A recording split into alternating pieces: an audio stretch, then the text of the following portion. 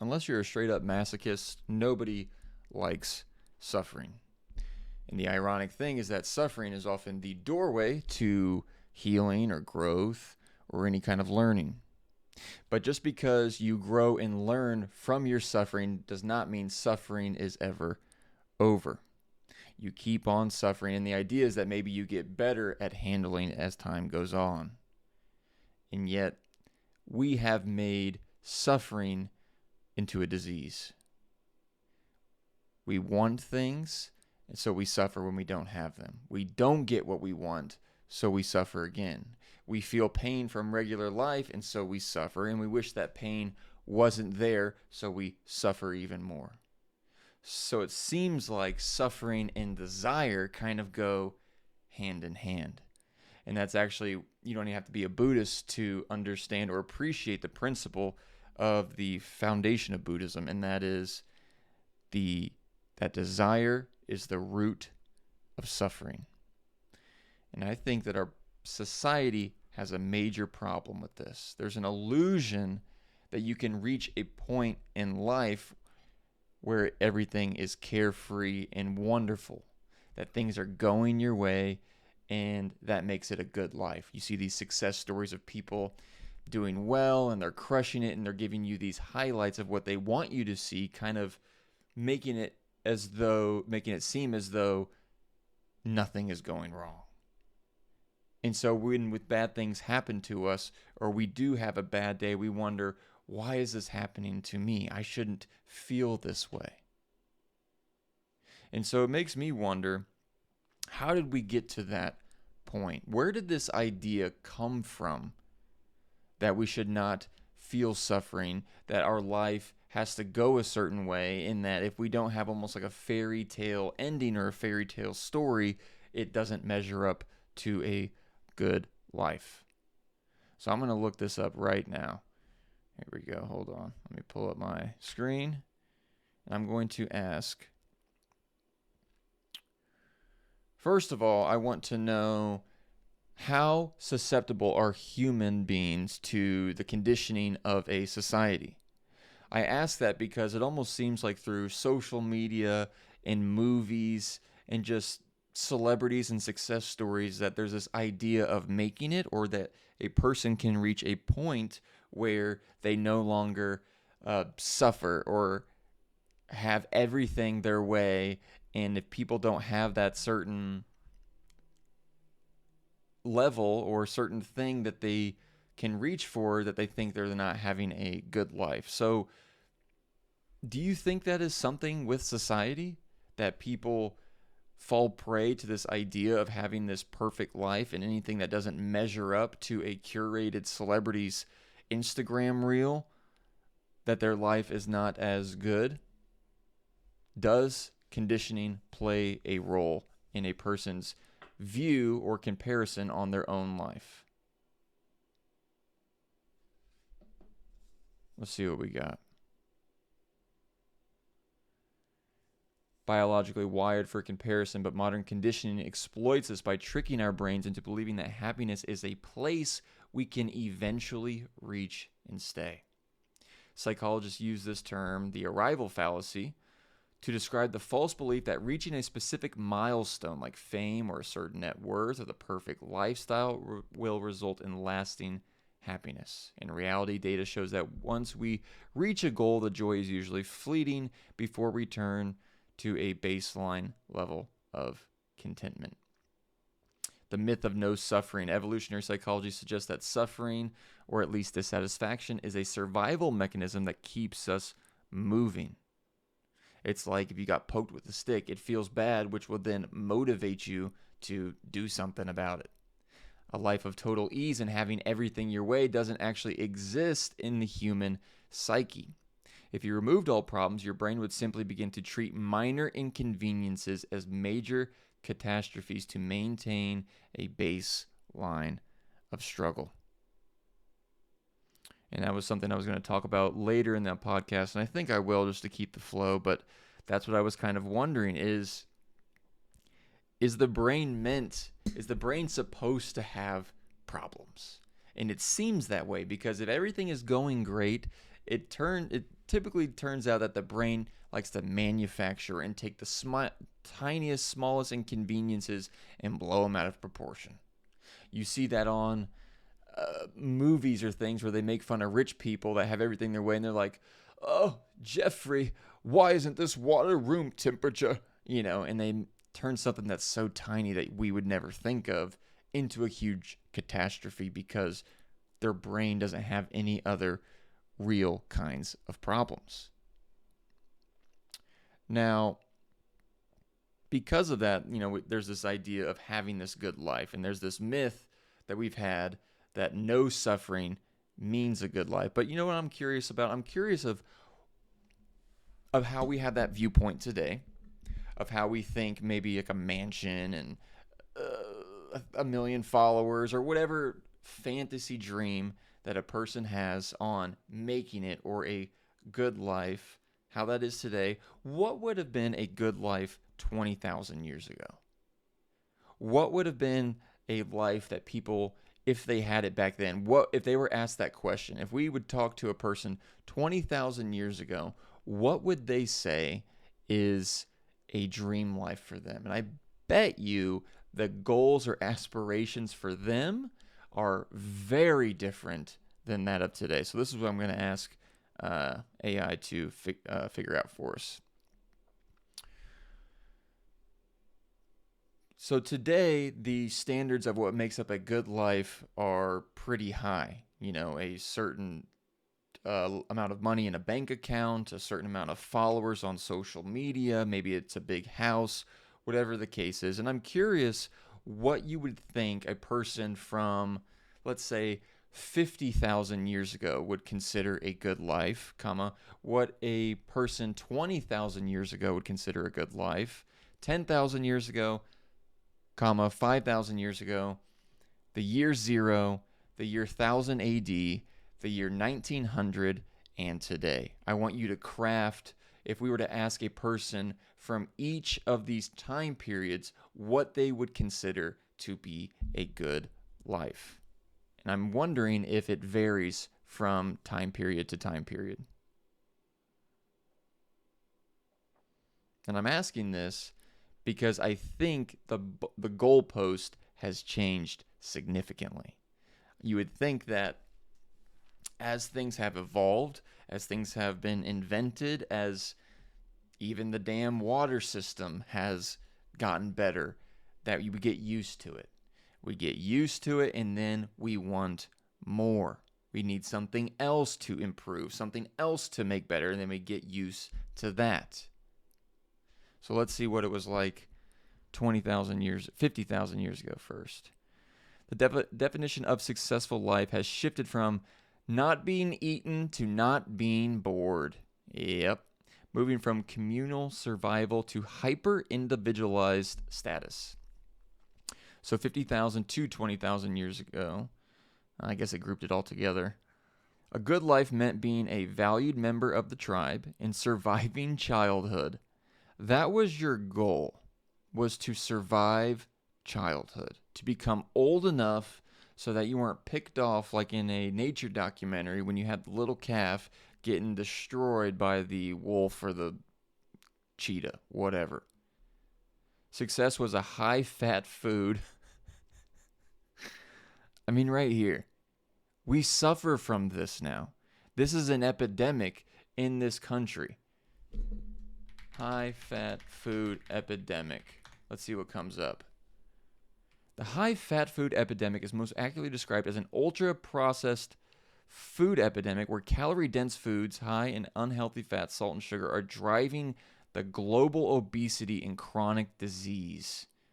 These foods are engineered to be so hyper-palpable. They taste so good, and it's so difficult to resist. Why? Because this is what we're used to. Our brains are trying to survive childhood still and thinking that success was eating that high-fat food. And that's why you get so much pleasure and so much dopamine from a donut. It's because all that fat in there, it's like, oh, wow, this will save us for a couple days. We can store this in our fat reserves and we'll be all right. A safe place to sleep, healthy offspring with no stuff to own. Status is based on physical utility, how useful you were, and storytelling rather than accumulation. Interesting. 10,000 years ago to 5,000 years ago, the agricultural shift, the good life became synonymous with stability, owning land. All right, here we go. Big difference here.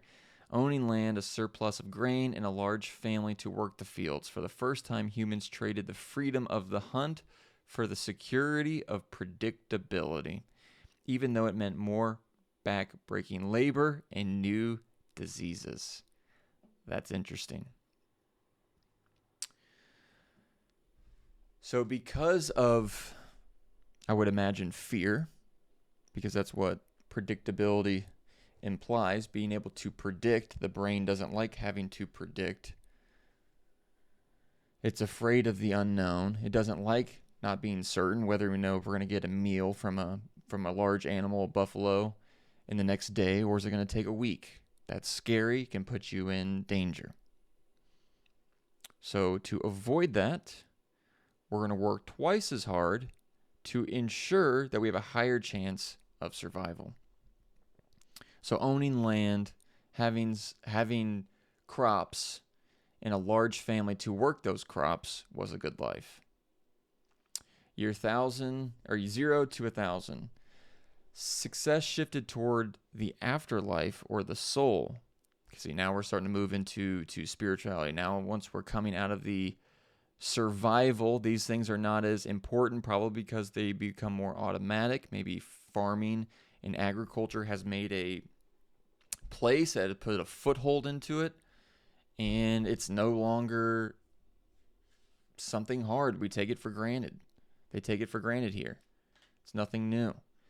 Whether through stoicism, self-mastery, or organized religion, a good life was defined by how well you fulfilled your social rank and adhered to moral laws rather than personal happiness as we define it. Now, in the 1900s, a good life meant escaping the physical grime of labor. It was defined by modernity, having a clock, indoor plumbing, and the ability to educate your children so they wouldn't have to work in a factory. It was the birth of the middle class aspiration. Really, in 1900? I don't know if that's right. Wasn't that just the start of the Industrial Revolution? Today, we are the first generation where the good life is a performance. Wow. Because survival is largely guaranteed for many, success has moved from having resources to signaling to them, instead of having resources to signaling to them a global audience, leading to the Instagram reel trap where life only feels good if it looks good to others. A counterintuitive truth. Hunter-gatherers 50,000 years ago likely had more leisure time than we today. Really? Anthropological studies of modern tribes suggest that they only work about 15 to 20 hours a week to meet all their needs, meaning our modern success actually costs us more time and stress than primitive survival. Now that's interesting. So as we can see, the things, we go further back and then we go forward, it gets more fine-tuned. We put the goalpost further and further away to something else. We go from just being able to eat and have a high-fat meal to, well, we don't want to worry about our meal. Let's make sure we have it on hand through farming. Well, yeah, now farming's normal. We've been doing that. So now let's look at the afterlife. What can we do after? What can we do in our life to make sure we have an afterlife? Okay, well, now that religion is also a staple and farming is a staple, what can we do to escape the working in factories or farms so that our children can have a better job? Well, now that middle class is so big, what can we do to escape the middle class? And so it's constantly putting the goalpost further and further and further ahead. It's like we get used to something, which means we habituate to it, we get comfortable with it, and then we look what's next. What's more that we can do? We manufacture new problems, things that we never perceived to be problems before, And now they are. And now, like, how can we solve that? And so, again, the Buddhist principle that the root of suffering is desire. Never being satisfied, always looking for more. And I don't know about you, but I often feel dissatisfied.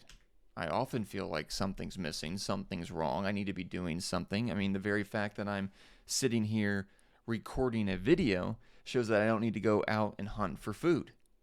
I got clean water on demand, and I don't have to worry about it giving me the shits for most of the time. And so I ask us this, for myself as well. What more do we really need? You have food to eat. You got water to drink. Roof over your head, probably. As we have seen, that was pretty damn good 50,000 years ago. But it's no longer that good. Whoops, I'm showing the wrong thing. I'm showing my notes. My bad. But seriously, the things we take for granted were the things that were a dream life. And what's interesting is humans seem to be the least satisfied they've ever been. Anxiety seems to be at an all-time high. Stress seems to be at all-time highs. And I mean, as this says, we likely have more, it costs us more time and stress than our ancestors. So it's like we suffer from our constant desire, and we suffer our desires, which makes us want to do more, and then this doing more causes us to suffer even more. So it's kind of like wondering, are we running out of things to desire? Is it possible that the human mind wasn't designed to care about followers and having a huge house? You know, what if it's supposed to just be caring about food and water in the community that people lived in? And for most of us, we don't even know our neighbors. I don't. I mean, I know the next door neighbor, I know the person across the street, but they don't talk to us. But the point is like, have we gone too far? And I'm curious, I'm going to ask this. In places in the world where community is still a forefront, maybe, I don't know, a rural village in a developing country, somewhere where community is an integral part of that society or for that group of people, do those people, regardless of if they have a high-paying job or a lot of technology or whatever the case, do they have a sense of well-being or contentment from that developed countries with 9-to-5s do not possess as easily? I would imagine so. I'm arguing that we've gone too far. While developed nations have higher material wealth, research suggests that traditional community-focused societies possess a social safety net for the soul that acts as a literal shield against stress and disease. Traditional community-focused societies possess a social safety net for the soul that acts as a literal shield against stress and disease. One of the most famous examples is Roseto, Pennsylvania in the 1960s. Despite high rates of smoking and obesity, so they're already American as fuck, residents had almost zero heart disease. Damn. Research concluded the cause was their tight-knit Italian immigrant culture. When the community eventually modernized and became more individualistic, their heart disease skyrocketed to match the national average. The happiness responsibility trap. In individualistic 9-to-5 societies, happiness is viewed as a personal failure or success. Yeah, it feels that way.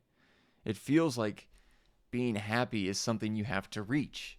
It feels like a goal, like something I need to do. Like I gotta get there. The pursuit of happiness. Like, wasn't that Thomas Jefferson? Let me go back.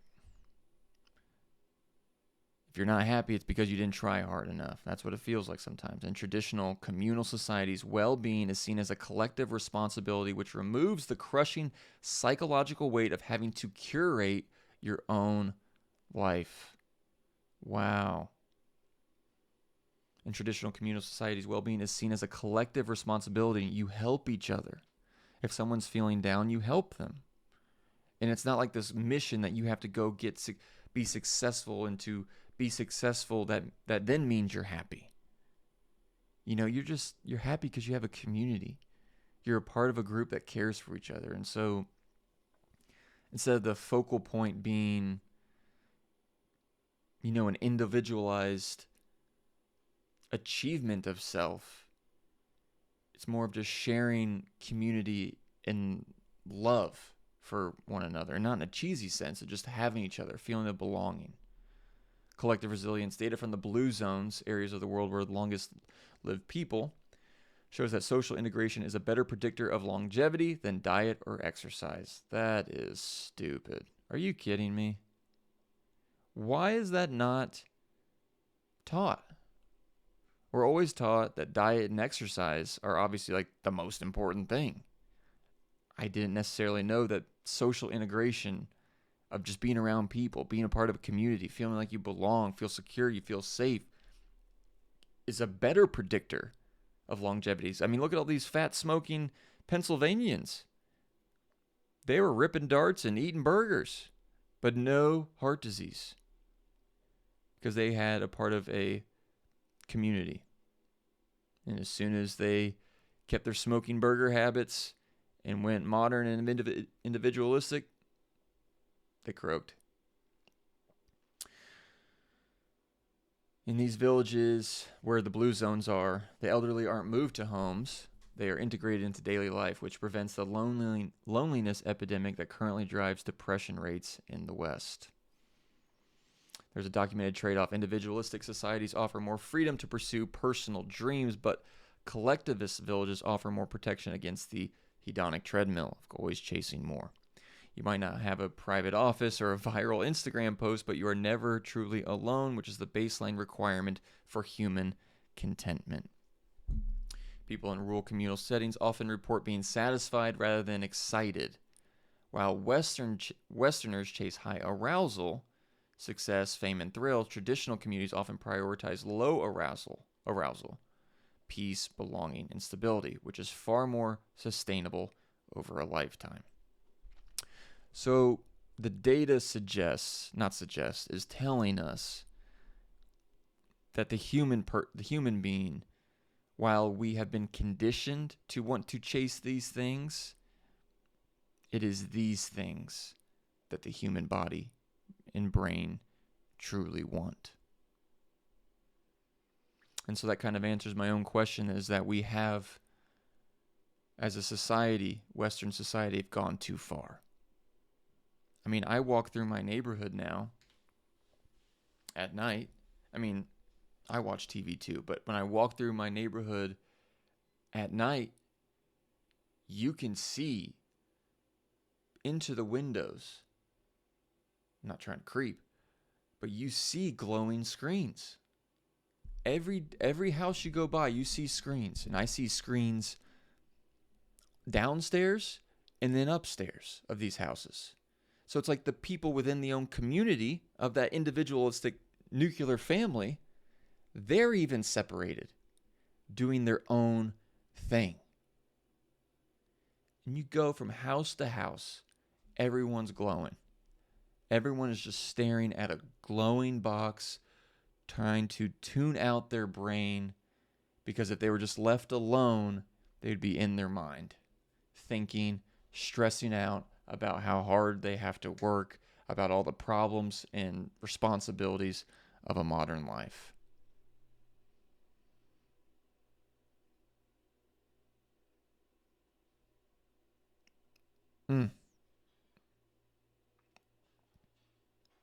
It's interesting, man.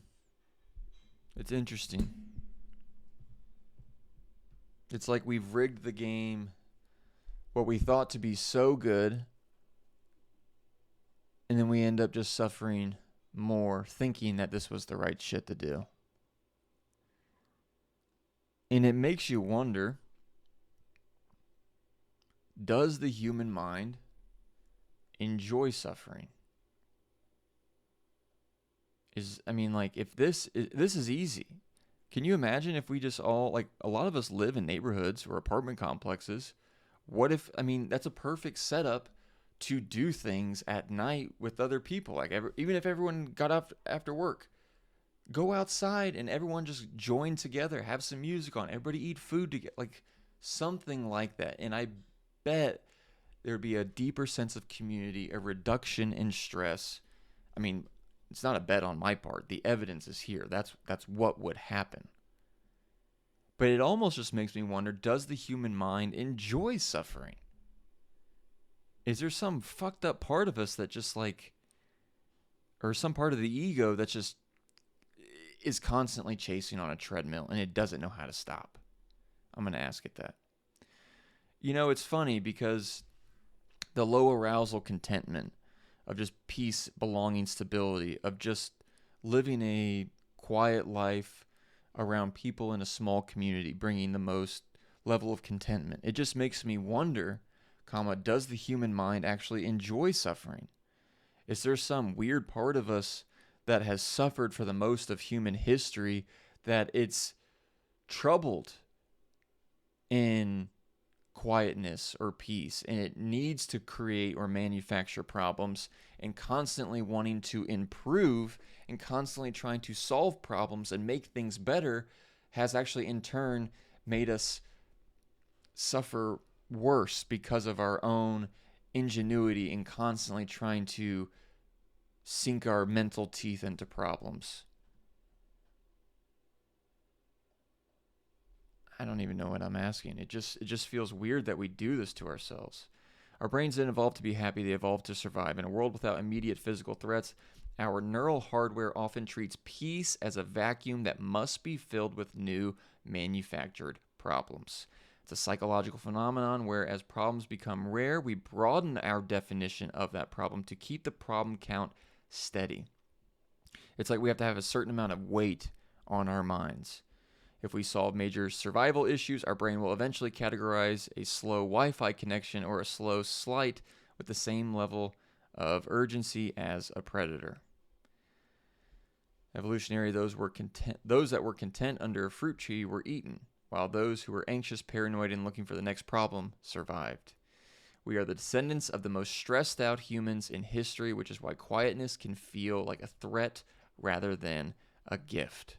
I mean, how many of us, when you sit after a long day, it feels like it's hard to turn your brain off. You feel guilty. You feel like you need to keep thinking. You need to keep doing something. And it's why we reach for our digital pacifiers.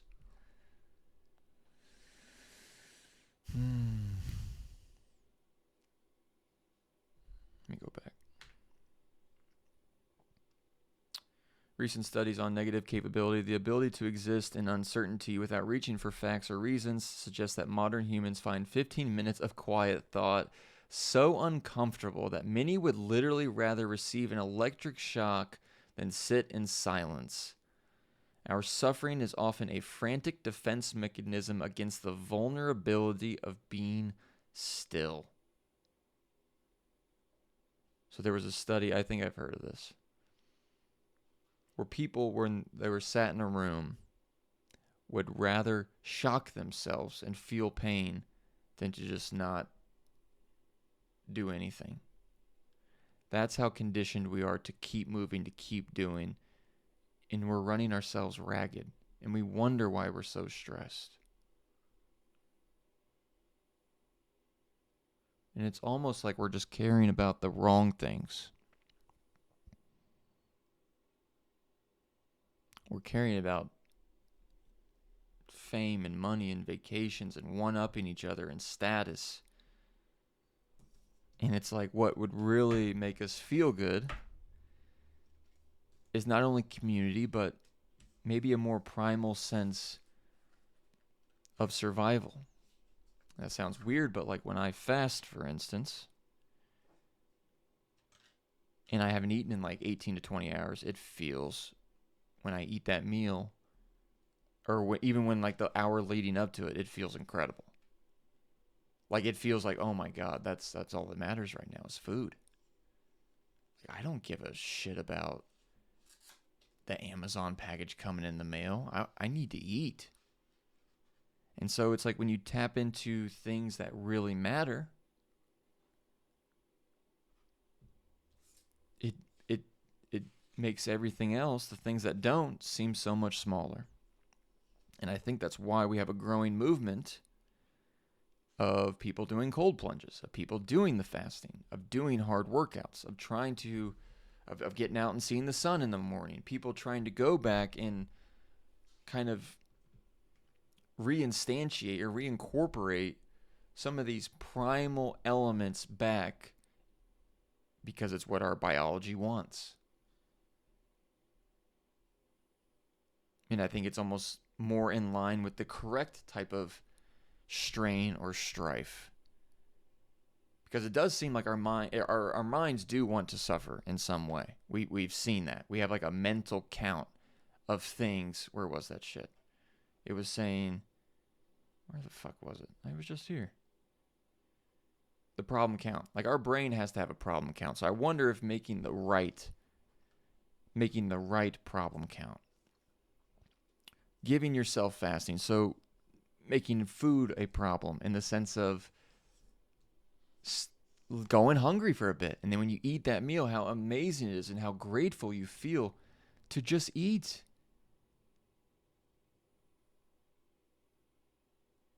Or a hard workout. Because if you don't focus on the things that the human mind truly desires and what it really wants, it will manufacture its own. We've seen that. The brain needs a problem count. It needs something to worry about. It's what it's designed to do. So I guess with this, suffering is a part of life, and it does stem still from desire. And to be alive and to continue living, you need food, you need water. And so in a sense, we cannot get away from desire, or even sickness for that matter, or aging, getting hurt. It's all a part of life, and it's all a part of desire and suffering. So with that, it's almost like we need to choose our suffering wisely. What do we want to worry about? What do we want to have our brain focus on so that it doesn't manufacture the problems and things that it thinks it wants, like fame and money, that actually don't bring any satisfaction? So let's ask that. So it seems as though that the brain needs something to focus on. It needs some type of problem.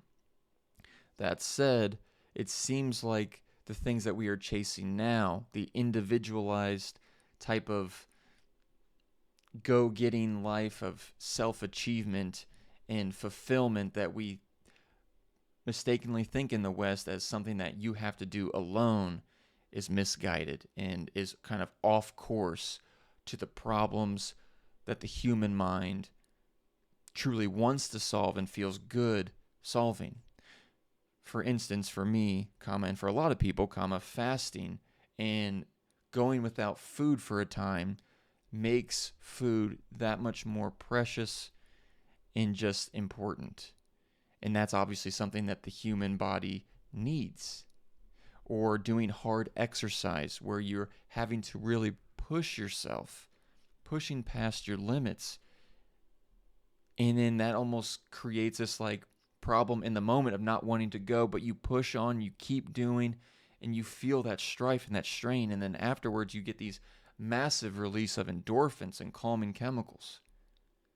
And then another thing is, instead of constantly looking for a digital screen, it almost seems like being a part of a community and talking to people is also a thing that brings us happiness rather than just scrolling.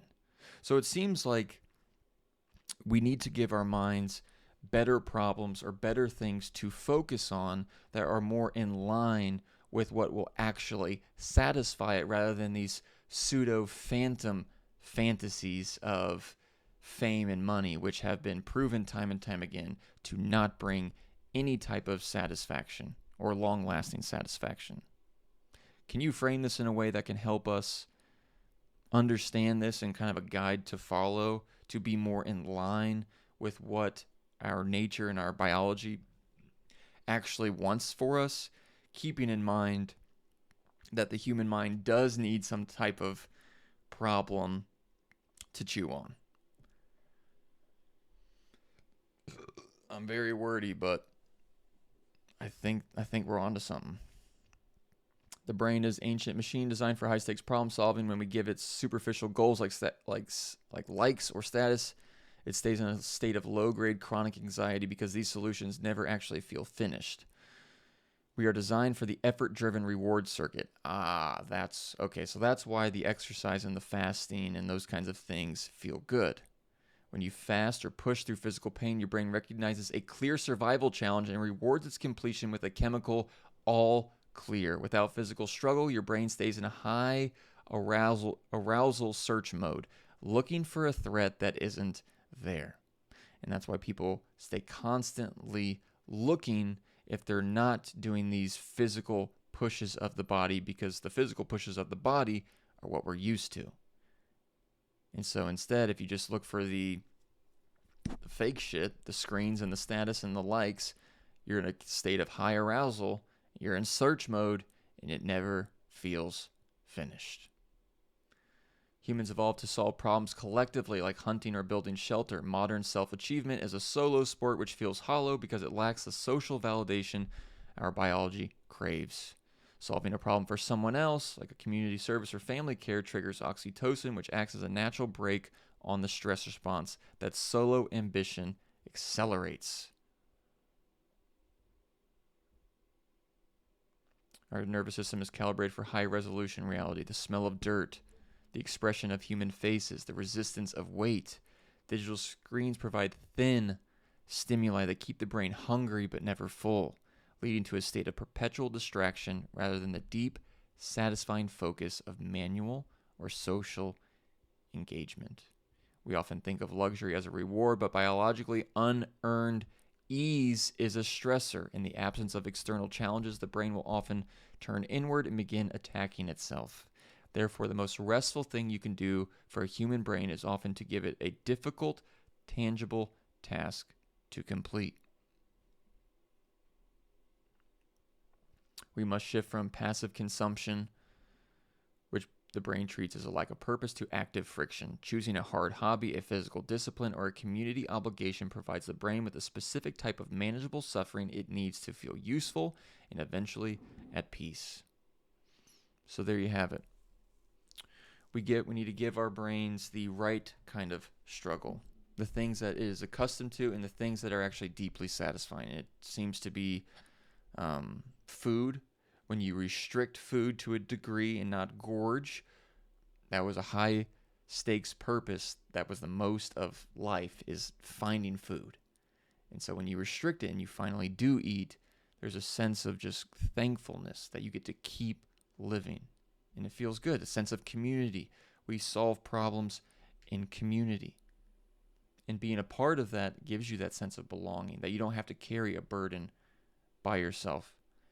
Exercise, going through hard physical things, not only strengthens the physical body, but makes it feel like it's actually going through a problem in the wild. And then the endorphins released afterwards are just incredible. On the flip side of that, that's what we should do. That's kind of what we are aimed to do as a species. But on the flip side, the other end of the spectrum, what can happen? What can happen if this problem solving and desire, this constant desire and need almost for suffering, goes uncontrolled? What happens when the need for control, greed, this wrong kind of wanting, the internal dissatisfaction that maybe a CEO or a political leader has, and how does that affect people? So let's look up what happens when desire goes too far in the wrong direction. So on the flip side of this, obviously this is what we should focus on. What happens when desire and suffering and the constant need for more are pursued by political leaders, by CEOs, in the constant need for more and the fear of what could happen if they don't get their way, and being motivated by fear and greed. What happens? Bring me some facts about what it looks like when wanting continues to go off the rails.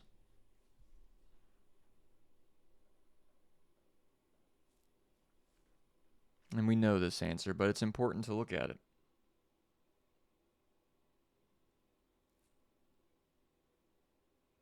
It's kind of giving me the same biology. I don't want evolutionary stuff every time. I actually just want real world examples. Don't give me any more just straight up biology. I want some actual examples of in human history of CEOs and political leaders following unabashed greed and desire.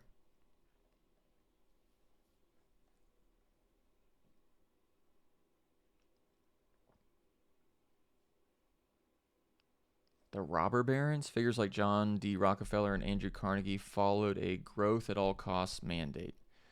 Rockefeller's Standard Oil used predatory pricing to bankrupt thousands of small family businesses, essentially creating a monopoly that forced the U.S. government to invent antitrust laws. For these men, the problem to solve wasn't providing oil, it was the existence of competition. And this is where it gets kind of messy. Because at the same time, competition is also hardwired into our biology. To compete for resources and to ensure that your group of people survive. And you can see that in nature documentaries. If it, two bears duking it out for the mama bear. And there is deeply ingrained part of life that does have competition, but this is just like where it goes too far. The Sackler family, Purdue Pharma.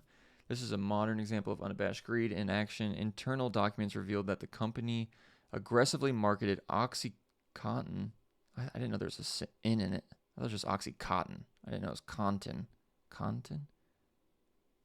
Anyway, as non-addictive while knowing it was fueling a massive dependency crisis. This prioritized multi-billion-dollar profits over the health of millions, treating the human suffering they caused as a secondary data point in their pursuit of market dominance. Ferdinand Marcos, a president of the Philippines, Marcos and his wife famously amassed a personal fortune of $5 to $10 billion while the nation's external debt skyrocketed and poverty deepened. How can you do that as a human being?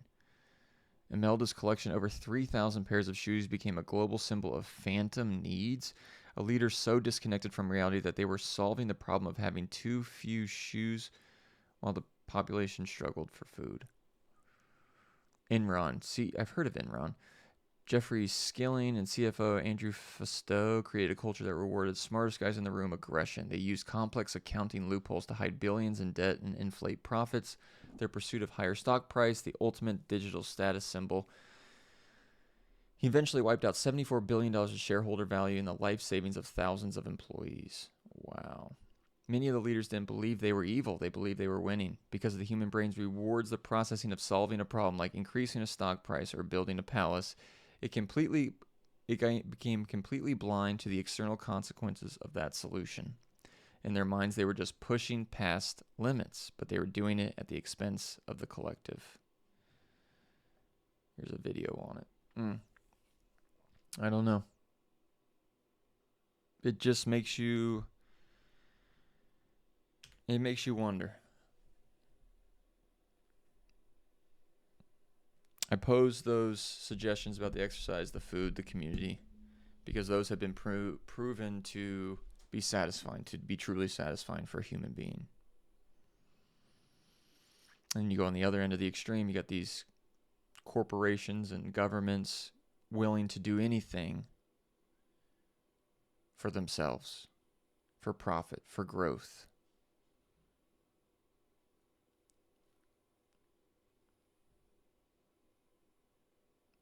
And obviously, those people that did those horrific things obviously were not any more satisfied.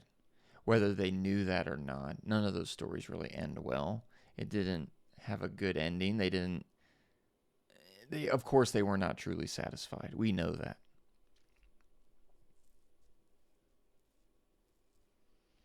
And on a much smaller scale, besides politicians and corporations, the person, the Instagrammers, the influencers, the people wanting to make it, all of this leading to dissatisfaction, or even just your job, your 9 to 5, wanting to climb the ladder, wanting to have the best family, have a bigger house, all of that leading to dissatisfaction, stress, and anxiety. But it seems, though, that by having less and putting our attention into the things we truly care for, we can be more satisfied. And I'm struggling to know what to say just because obviously I can't solve this problem. I'm just exploring it. But one thing I do know that we can safely say is that humans are in relative terms, in the last 100 years or so, in uncharted territory. The human species has never been in a predicament where most of the basic needs are met, where food, water, and shelter are almost a given for a lot of people. And so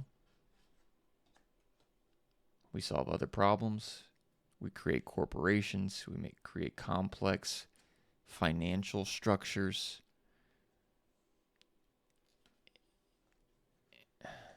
And it's like it seems to be getting better, and at the same time it seems to be getting worse.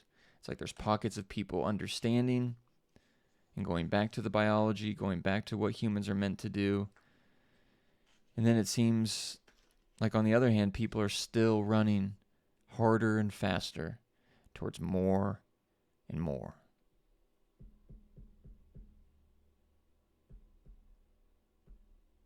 And that's really all I have to say on the topic. It does make you think, though. And I guess the take home is what you want to focus on. Take inventory of what's important to you. What is it that you're worrying about? What are the problems that you may have manufactured? What it is that you want in life, and should that be recalibrated?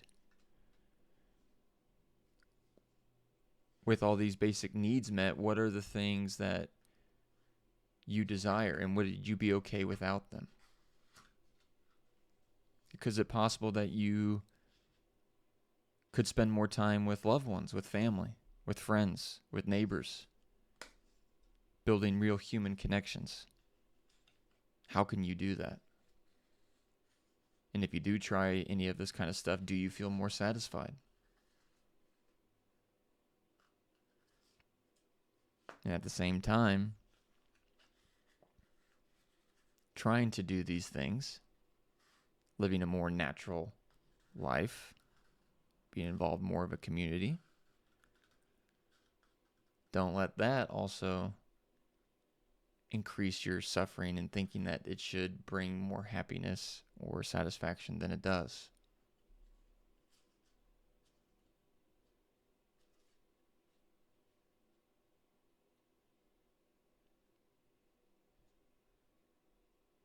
That's really all I got to say. Thank you.